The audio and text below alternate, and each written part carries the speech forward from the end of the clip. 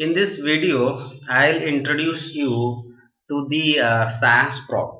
In the last session, I mentioned about SAS proc. Well, SAS procs are nothing but the SAS procedure which we use to work upon the data. We analyze the data by using the SAS proc. So these are inbuilt procedures. In other programming language, you might have come across SAS procedure. The procedures and the functions in almost in every languages, whether it's C, Java, anything. You would have seen the different procedures and functions.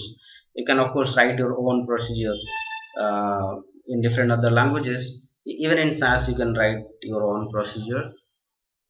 But there are so many inbuilt procs or the procedures which you can use to analyze the data. There are so many of them. I'll discuss a couple of them.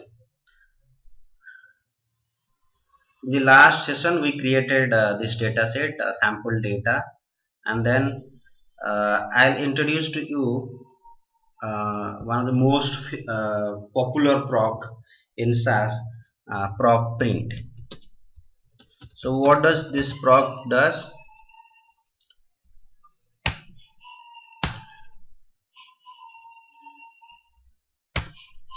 So what does this proc do? It prints the data.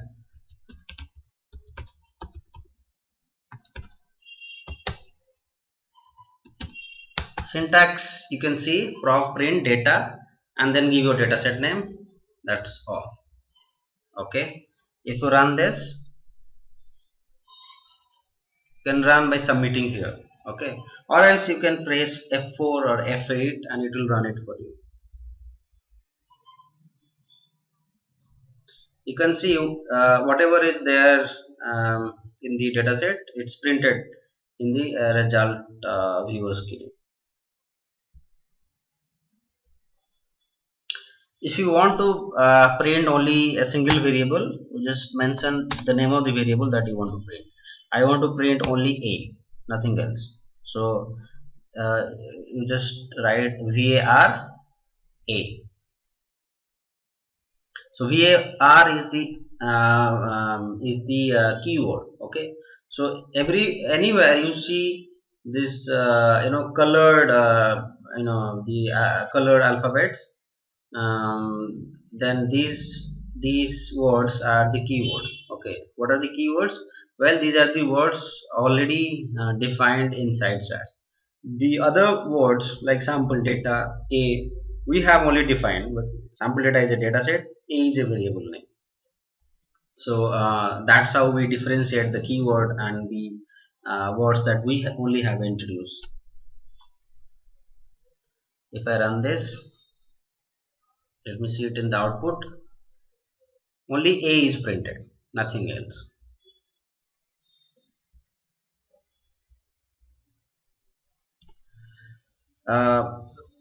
Another proc I like to introduce to you is proc content.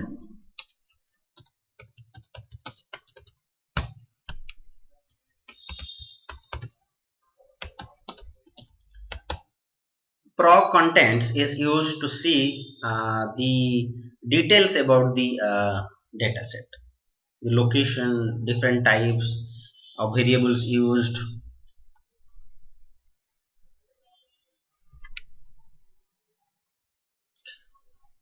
Let's go to the output. So you can see the output. You have the dataset name, the library where the dataset is present, number of observation, number of variables, and then observation length, when is the dataset created, and in which format, which operating system this data is being created. So the details, you know the entire detail about the data set, you can find it out by using the SAS proc content. Mostly we look at these things, the variable type and their length. You can see there are three variables, two variables are numeric and one is a character variable, and the length of the variable. By default, the length is 8. Of course, you can you know manipulate with the length of the length of the variable, and we'll see how we can change the length of the variable. How do we have control over it? But by default, it's 8. And the data types can also be changed, but we have defined a and b to be numeric and c to be a character variable. So that's about the SAS proc. There are so many procs out there, and we'll explore a lot of them in the subsequent in this video we will learn a couple of important SAS procedures which can be used while dealing with data sets.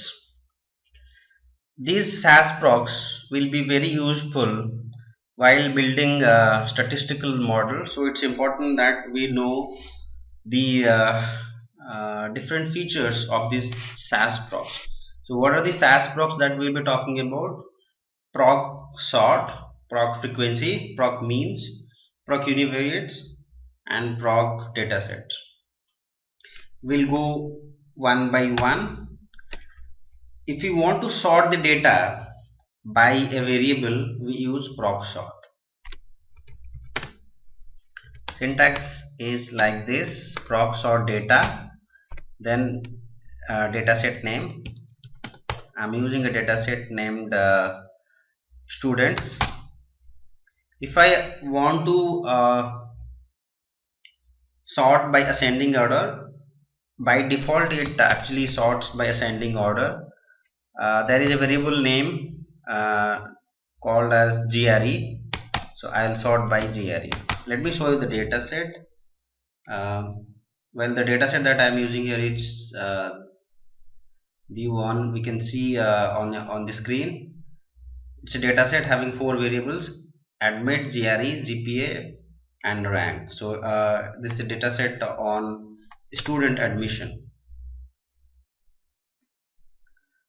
Okay, so proc sort data, dataset name by GRE.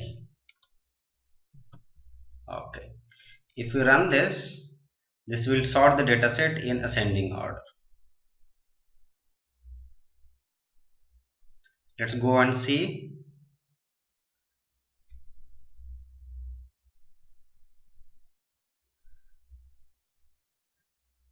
You can see the dataset is sorted in the ascending order, right? 360 being the lowest GRE and 800 being the highest GRE. Now what if we want to sort it by descending? So after the by statement, put descending.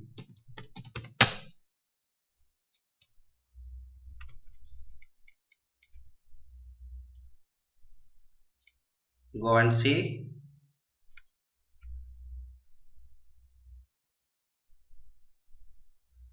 You can see that the data set is sorted in the descending order, starting from 800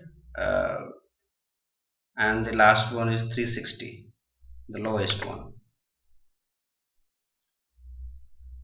If we want to save the sorted data in a different data set, in an entirely different data set, we can use the out statement, out equal to, and then give any name. Okay, student 2. Okay, so that's my data set. I want to sort this data set, the parent data, and put it in the out data. If this data or the parent data is not sorted and you are sorting it and using the out statement, your parent data will not be sorted. Only the out data will be sorted.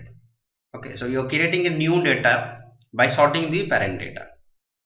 So that's the use of out statement. The parent data will remain as it is. What if you want to sort it by 2 variables? You want, say for example, there are 2 variables, GRE and GPA, right? I want to sort the data in the ascending order of GPA and the descending order of GRE. So it's a two-way sorting.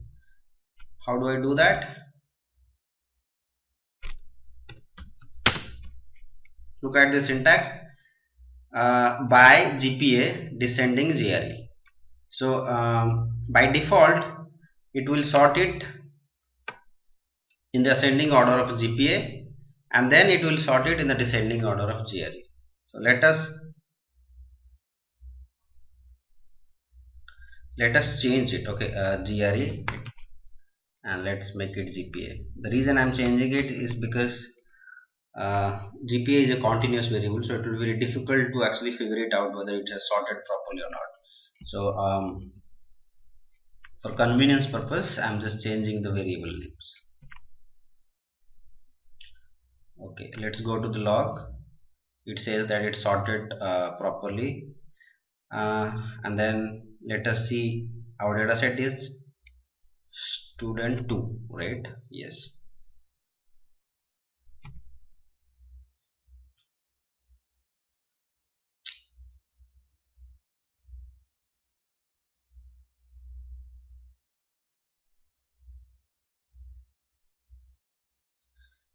Okay, look at the data set very carefully.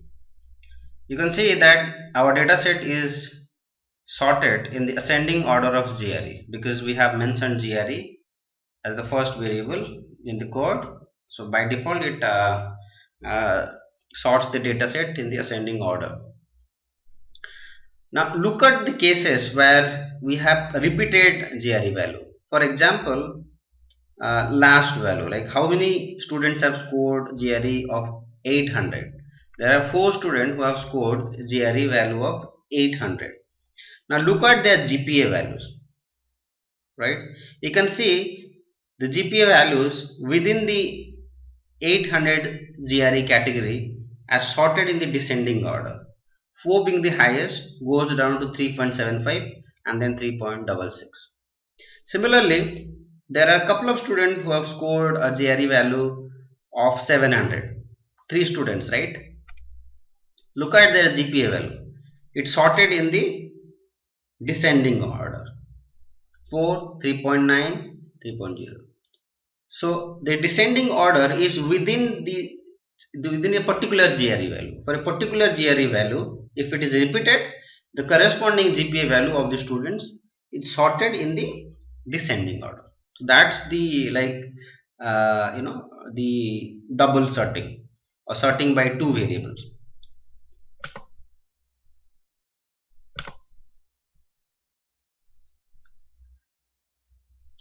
The next procedure that we learn is proc frequency. If we have a categorical variable, we use proc frequency to get the proc frequency count of the variable. Okay, we'll use the same dataset students, then table. So for which variable we want the frequency? In this case, we have a variable, categorical variable named as rank.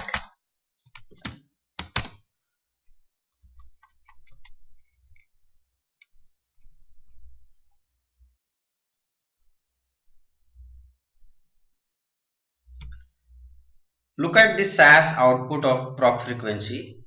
We have the number of counts, the percentage, individual percentage. Okay, if you add them up, it will be 100. The cumulative frequency and the cumulative percentage. That's all you get in the proc frequency. We can have 2 by 2 cross tabulation or even 3 by 3 cross tabulation the by using the proc frequency. We don't have two categorical variables in our data set, so let us create another categorical variable. I'll create students 1 set student if GRE is greater than 500, indicator is equal to 1, else indicator equal to 0. So I'm doing what I'm doing is I'm creating a new indicator variable based on the GRE value. Okay, so if the GRE value is greater than 500, it's 1, else it's 0. Why am I doing this? Because I have only one categorical variable in my data set. I wanted to create another one so that I can create a 2 by 2 frequency matrix.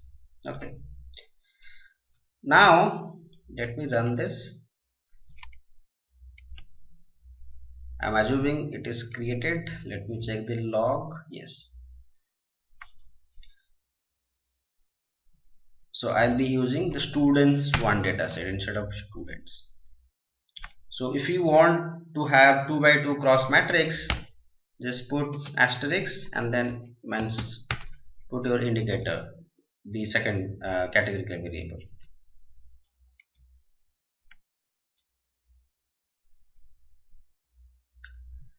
Well, you can see you have rank in the rows and indicator in the columns, and their corresponding cross tabulation value. How do we interpret this output? Rank is 1, indicator value is 0. How many observations are like that? One observation. What is the percent? Well, there are so many other things, right? Yeah. So there are 4 values in every